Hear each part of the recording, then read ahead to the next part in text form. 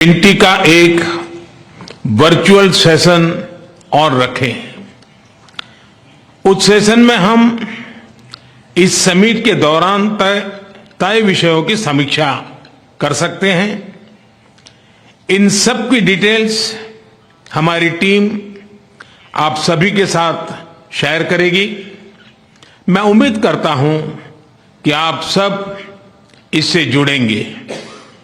Your हाइनेसेस, excellencies, इसी के साथ मैं G20 समिट के समापन की घोषणा करता हूं। One earth, one family, one future का रोड मैप सुखद हो।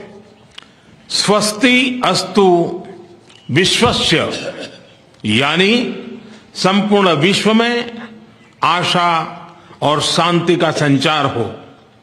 140 करोड़ भारतीयों की इसी मंगल कामना के साथ आप सभी का बहुत बहुत धन्यवाद।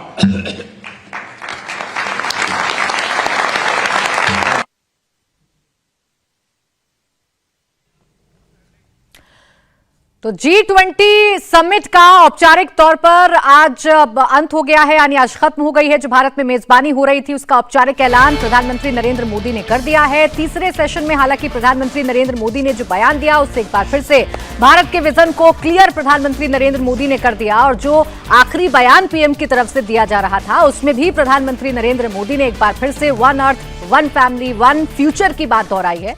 प्रधानमंत्री नरेंद्र मोदी ने यह भी कहा कि एक वीडियो कॉन्फ्रेंसिंग के जरिए एक सेशन और होना चाहिए जिसमें हम समीक्षा कर सके उन तमाम फैसलों की जो G20 की इस मीटिंग में लिए गए हैं। उन फैसलों को हम देख सके कि उन फैसलों पर कितना काम बाकी देश मिलकर कर रहे हैं।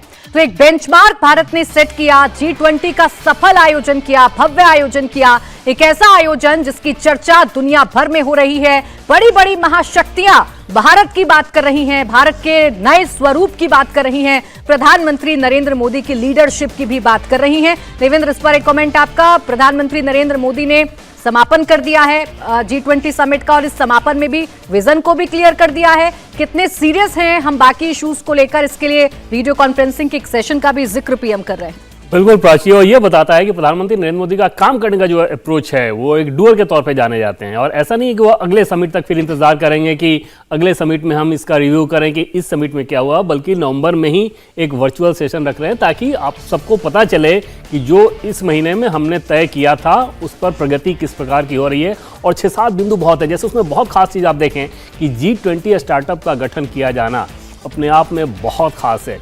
वुमेन एम्पावरमेंट को लेकर प्रधानमंत्री नरेंद्र मोदी ने बाकायदा बार बार इस बात को कहा इस G20 समिट में कि ऐसा नहीं है कि आपको सिर्फ महिलाओं का विकास करना है, बल्कि जो डेवलपमेंट है वो महिला केंद्रित हो, यानी कि महिलाएं विकास करें। अपने आप में सोचिए कि खासतौर पे तीसरी दुनिया के देश जिन्हें हम कहते हैं वहां पर वुमेन एम्पावरमेंट के लिहाज से ये सोच कितनी शानदार है और कितनी बड़ी सोच है। टेक्नोलॉजी का कैसे आपको ज़्यादा से ज़्यादा इस्तेमाल करना है, डिजिटल इंफ्रास्ट्रक्चर हम कैसे दूसरे देशों को दे सकते हैं, इन सारे मसलों को लेकर प्रधानमंत्री नरेंद्र मोदी ने एक अलग तरीके का बेंचमार्क इस बार सेट किया है। और इसमें भारत सबसे ज़्यादा ऑफर करने की स्थिति में है। ठीक है, इकोनॉमिकली बाकी G7 के देश हमसे ज़्यादा रिच हैं, लेकिन टेक्नोलॉजी के मामले में बहुत कुछ ऐसा है जो कि भारत दुनिया के दूसरे देशों को ऑफर कर रहा है। यानी सिर्फ बोलना नहीं है, सिर्फ लिखना नहीं है, सिर्फ दस्तखत नहीं करने हैं, बल्कि यह भी देखना है कि काम कहां तक पहुंचा है। एक बार फिर से सुनवा देते हैं प्रधानमंत्री नरेंद्र मोदी ने क्या कहा। हाइनेसेस, एक्सेलेंसीज, जैसा आप सब जानते हैं भारत के पास नवंबर तक G20 प्रेसिडेंसी की भी जिम्मेदारी है। अभी 2.5 महीने बाकी हैं। इन 2 दिनों में आप सभी ने अनेक बातें यहां रखी हैं, सुझाव दिए हैं, बहुत सारे प्रस्ताव रखे हैं। हमारी ये जिम्मेदारी है कि जो सुझाव आए हैं उनको भी एक बार फिर देखा जाए कि उनकी प्रगति में गति कैसे लाई जा सकती है।